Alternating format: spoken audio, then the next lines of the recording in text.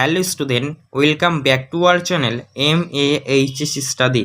অষ্টম শ্রেণীর রায় ও মার্কিন প্রশ্নবিচিত্রার ইতিহাস বিষয়ের থার্ড সামেটিভ এক্সামের 7 নম্বর মডেল স্কুলের প্রশ্নপত্রের সমাধান নিয়ে আজকের ভিডিও। MCQ, SCQ, ব্রড প্রশ্ন, শর্ট প্রশ্ন সমস্যাটাই করিয়ে দেবো, তাই ভিডিও মনোযোগ সহকারে সম্পূর্ণ দেখতে থাকো। একের দাগের প্রশ্ন দেখো কি বলছে। বেঙ্গল গেজেট পত্রিকার সম্পাদক ছিলেন, তোমরা লিখবে option A James August Hicky, ঠিক আছে। তারপর দ্বিতীয়টা কি বলছে, রেগুলেটিং অ্যাক্ট অনুসারে বাংলার গভর্নর হন, তোমরা লিখবে অপশন বি গভর্নর জেনারেল। তারপর দেখো তিনের প্রশ্নটা কি বলছে, ইসলাম জগতের খলিফা ছিলেন, অপশন এ তুরস্ক। চলো পরবর্তী প্রশ্ন দেখো না, তুরস্কের সুলতান। দেখো 4 নম্বর প্রশ্নটি কি বলছে, ভারতের আধুনিক মানুষ বলা হয়, তোমরা লিখবে অপশন এ রাজা রামমোহন রায়কে। পাঁচটা দেখো কি বলছে, 1857 খ্রিস্টাব্দের মহাবিদ্রোহের সময় বিদ্রোহীরা হিন্দুস্তানের সম্রাট বলে ঘোষণা করেন, তোমরা লিখবে অপশন নাম্বার সি দ্বিতীয় বাহাদুর শাহকে। তারপর দেখো 6টা কি বলছে, বঙ্গভঙ্গ রদ হয় 1911 খ্রিস্টাব্দে। এ 7 প্রশ্ন দেখো কি বলছে, রাজ্যসভায় সভাপতিত্ব হন, তোমরা লিখবে বি উপরাষ্ট্রপতি। 8 প্রশ্ন দেখো কি বলছে, স্বামী বিবেকানন্দ শিকাগো ধর্ম সম্মেলনে যোগদান করেন, তোমরা লিখবে অপশন এ 1853 খ্রিস্টাব্দে, 1893 খ্রিস্টাব্দে। তারপর হচ্ছে 9 প্রশ্ন দেখো কি বলছে, ভারত মাতা চিত্রটি অঙ্কন করেন, তোমরা লিখবে অপশন সি অবনীন্দ্রনাথ ঠাকুর। 10 প্রশ্ন দেখো কি বলছে, সুভাষচন্দ্র বসু আজাদ হিন্দ বাহিনীর দ্বিতীয় দায়িত্ব নেন, তো তোমরা এটি করবে অপশন এ রাসবিহারী বসুর অনুরোধে। তারপর দেখো 11টা কি বলছে, স্বরাজ্য দল প্রতিষ্ঠিত করেন, তোমরা লিখবে অপশন সি চিত্তরঞ্জন দাস। 12টা দেখো কি বলছে, ভারত বিভাজনের পরিকল্পনা করেছিলেন, তোমরা লিখবে অপশন এ লর্ড মাউন্টব্যাটেন, ঠিক আছে। তারপরে দেখো পরবর্তী প্রশ্ন 13টা কি বলছে, ভারতের প্রথম উপরাষ্ট্রপতি ছিলেন, তোমরা লিখবে option a doctor Sarvepalli Radhakrishna. তারপর দেখো 14 প্রশ্নটা কি বলছে, রাষ্ট্রপতি পদপ্রার্থী হতে গেলে কমপক্ষে 35 বছর বয়স্ক নাগরিক হতে হয়, 35 বছর বয়স্ক নাগরিক হতে হয়। আশা করি এমসিকিউগুলো তোমরা বুঝতে পেরেছো। চলো পরবর্তী প্রশ্ন দেখে নাও। দেখো এবার বলেছে 2 দাগে ঠিক ভুল নির্বাচন করো। 2 এটি তোমরা করবে ঠিক আছে। স্যার এলিজা ইম্পে সুপ্রিম কোর্টের প্রধান বিচারপতি ছিলেন, দেখো ঠিক আছে। এবার শূন্যস্থান পূরণ দিয়েছে, কলকাতা এশিয়াটিক সোসাইটি প্রতিষ্ঠাতা করেছে, তোমরা লিখবে উইলিয়াম জোন্স। তার পরবর্তী দেখো বেইমানান শব্দ যদি বের করতে বলা আছে, তো বেইমানান হলো উইলিয়াম পিতে, এখানে এইটা, ঠিক আছে। তার পরবর্তী দেখো আমাদের বাম স্তম্ভ ডান স্তম্ভ মেলাতে দিয়েছে, তোমরা লিখবে হিন্দু প্যাট্রিক, অপশন ই করবে, ঠিক আছে। তারপর দেখো বাহাদুর শাহ জাফর, এটা হবে অপশন এ অর্থাৎ শেষ মোগল সম্রাট। তারপর দেখো রাজা রামমোহন রায়, এটা হবে অপশন বি অর্থাৎ সতীদাহ বিরোধী আন্দোলন। তারপর দেখো বিজয় কৃষ্ণ গোস্বামী, এটা হবে অপশন সি অর্থাৎ ব্রহ্ম সমাজ।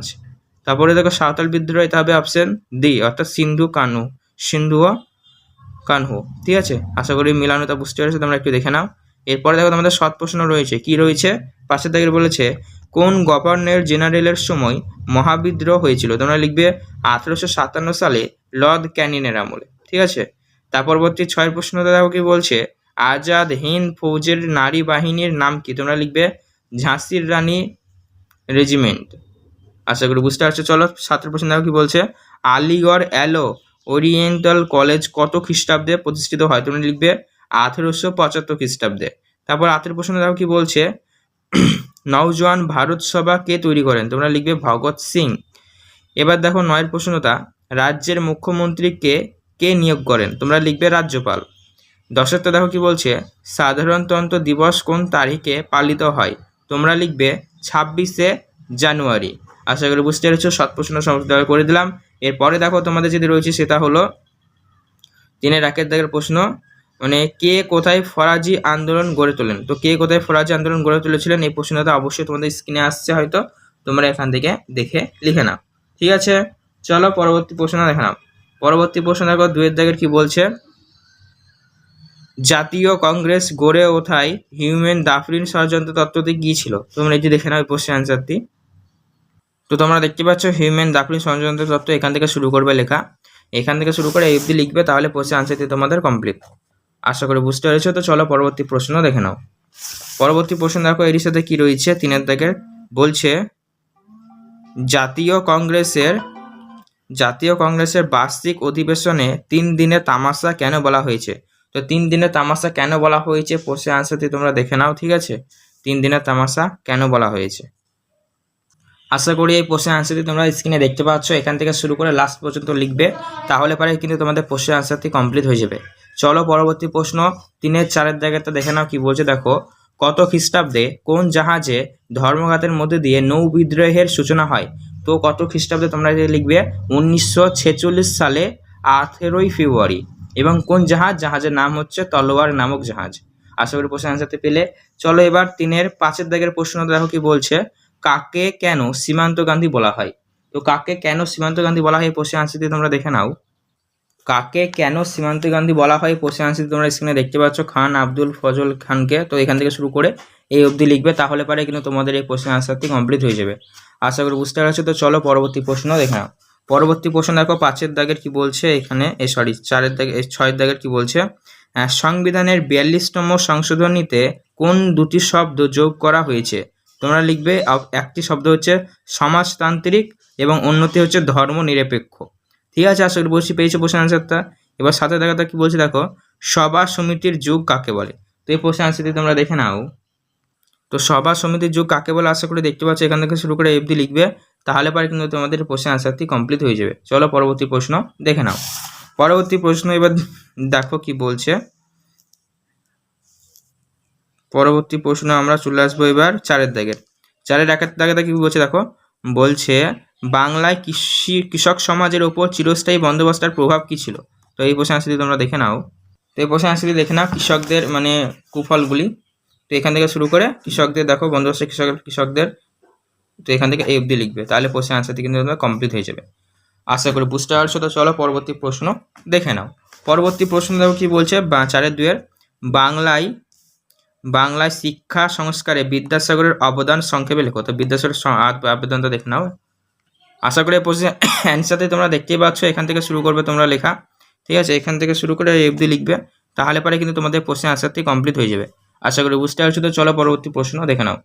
পরবর্তী প্রশ্ন দেখো কি বলছে, এরই সাথে রয়েছে 3 দাগের রাওলাত আইন কি? তো রাওলাত আইন কি এই প্রশ্নের আনসারটি তোমরা দেখে নাও। রাওলাত আইন কি এখান থেকে শুরু করে অবধি লিখবে, তাহলে প্রশ্নের আনসারটি কিন্তু তোমাদের কমপ্লিট হয়ে যাবে।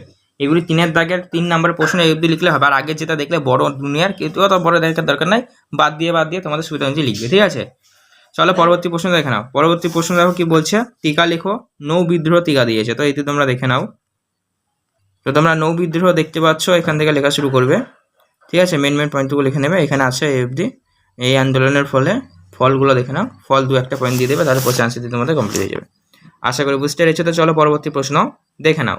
পরবর্তী প্রশ্ন দেখো কি রয়েছে, 5-এর দাগেটা বলছে আলিগড় আন্দোলনের মূল উদ্দেশ্যগুলি কি ছিল? তো আলিগড় আন্দোলনের মূল উদ্দেশ্যগুলি দেখে নাও। তো আলিগড় আন্দোলনের মূল উদ্দেশ্যগুলি কি ছিল তোমরা দেখে নাও। এখান থেকে শুরু করে অবধি লিখবে, তাহলে পরে কিন্তু তোমাদের এই প্রশ্নের আনসারটি কমপ্লিট হয়ে যাবে। আশা করি বুঝতে পারছো। চলো পরবর্তী প্রশ্ন দেখে নাও। পরবর্তী প্রশ্ন দেখো কি বলেছে, এরই সাথে রয়েছে 6-এর দাগের ভারতীয় সংবিধানে লিপিবদ্ধ মৌলিক কর্তব্যগুলি বর্ণনা করো। তো প্রশ্ন আনসারটি তোমরা দেখে নাও। তো এই প্রশ্নের আনসারটি তোমরা দেখতে পাচ্ছ, মৌলিক লিপিবদ্ধ মানে ইয়েগুলি এখানে রয়েছে অনেকগুলো, তবে এবং এর সম্বন্ধে লেখা উঠেছে, তোমরা শর্ট করে মেন পয়েন্টটুকু লিখবে, তাহলে পরে প্রশ্নের আনসারটি কমপ্লিট হয়ে যাবে। চলো পরবর্তী প্রশ্ন দেখে নাও। পরবর্তী প্রশ্ন দেখো, এর সাথে রয়েছে ভারতীয় সংবিধানের প্রস্তাবনা সম্পর্কে আলোচনা করো। তো এই প্রশ্নের আনসারটি তোমরা স্ক্রিনে দেখতে পাচ্ছ, এখান থেকে অবধি লিখবে, তাহলে পরে কিন্তু এই প্রশ্নের আনসারটি তোমাদের কমপ্লিট হয়ে যাবে। চলো এবার পরবর্তী প্রশ্নগুলো দেখে নিই। পরবর্তী প্রশ্ন দেখো, আমরা চলে আসছি এবার 5-এর 1-এর দাগের বলছে ভারতের মুক্তি সংগ্রামে আজাদ হিন্দ ফৌজ ও সুভাষচন্দ্র বসুর ভূমিকা আলোচনা করো। তো এই প্রশ্নের আনসারটি তোমরা দেখে নাও। তো এই প্রশ্নের আনসারটি দেখে নাও, সুভাষচন্দ্র মানে বসুর ভূমিকা, তার সাথে আজাদ হিন্দ ফৌজ, এখান থেকে শুরু করবে লেখা, ঠিক আছে। এখান থেকে শুরু করে লাস্টে আজাদ হিন্দ ফৌজটা ভালো করে করা আছে, তোলানো আছে, এই অবধি লিখবে। আশা করি বুঝতে পারছো। তাহলে প্রশ্ন আনসারটি তোমাদের কমপ্লিট হয়ে যাবে, এই অবধি লিখবে। তো চলো পরবর্তী প্রশ্ন দেখে নিই। পরবর্তী প্রশ্ন দেখো কি রয়েছে, এরই সাথে 2-এর দাগেরটা বলছে কি মাস্টারদা সূর্য সেনের বিপ্লবী ভূমিকার বিবরণ দাও। তো মাস্টারদা সূর্য সেনটা তোমরা দেখে নাও। তো মাস্টারদা সূর্য সেনটা তোমরা দেখতে পাচ্ছ, এখান থেকে শুরু করে অবধি লিখবে, তাহলে এই প্রশ্নের আনসারটি তোমাদের কমপ্লিট হয়ে যাবে। আশা করি বুঝতে পারছো। তো চলো পরবর্তী প্রশ্ন দেখে নাও। পরবর্তী প্রশ্ন দেখো কি বলছে, 3-এর দাগের ভারতের স্বাধীনতা আন্দোলনে গান্ধীজির পরিচিত আইন অমান্য আন্দোলন সম্পর্কে আলোচনা করো। তো এই প্রশ্নের আনসারটি তোমরা দেখে নাও। তো এই প্রশ্নের আনসারটি তোমরা লিখবে, ঠিক আছে। এখান থেকে লিখবে এবং গান্ধীজির মতামত রয়েছে, ঠিক আছে। এখান থেকে শুরু করে অবধি লিখবে, তাহলে প্রশ্নের আনসারটি কিন্তু কমপ্লিট। চলো পরবর্তী প্রশ্ন, এ অবধি না লেখা দরকার না, এ অবধি লিখবে, ঠিক আছে, এ অবধি লিখবে, এ অবধি, ব্যাস এ অবধি লিখবে। চলো পরবর্তী প্রশ্ন দেখে নাও। পরবর্তী প্রশ্ন দেখো কি বলছে। পরবর্তী প্রশ্ন হলো চারিতা স্বাধীনতা বিপ্লবী আন্দোলনে বিনয় বাদল দীনেশের ভূমিকা। তো প্রশ্ন আছে তোমরা দেখে নাও, তোমরা এখান থেকে লিখবে, ঠিক আছে। বিনয় বাদল দীনেশের ভূমিকা, আশা করি দেখতে পাচ্ছ, এখান থেকে শুরু করে এফবি লিখবে, তাহলে কোশ্চেন আছে কিন্তু কমপ্লিট। আশা করি বুঝতে পারছো। তো চলো পরবর্তী প্রশ্ন দেখে নাও। পরবর্তী প্রশ্ন দেখো, এর সাথে রয়েছে কি, ভারতীয় সংবিধানে বর্ণিত আঞ্চলিক এইটা ব্যবস্থা সম্পর্কে লিখতে কোশ্চেন আছে, দেখে নাও। যে কোশ্চেন আছে দেখতে পাচ্ছ তোমরা, এখান থেকে লেখা শুরু করবে, ঠিক আছে, এখান থেকে শুরু করে এই অবধি লিখবে, তাহলে কোশ্চেন আনসারটি কিন্তু তোমাদের কমপ্লিট হয়ে যাবে। আশা করি বুঝতে পারছো। চলো আজকে পর্যন্ত তোমাদের সমস্ত আলোচনা করেছিলাম, শর্ট ব্রড লং সব প্রশ্ন 7 নম্বর স্কুলের সব আলোচনা করে দিলাম। তো তোমাদের ভিডিও কেমন লাগলো নিচে কমেন্ট করে জানাও। কোনো প্রশ্ন থাকলে সেক্ষেত্রে জানাতে পারো।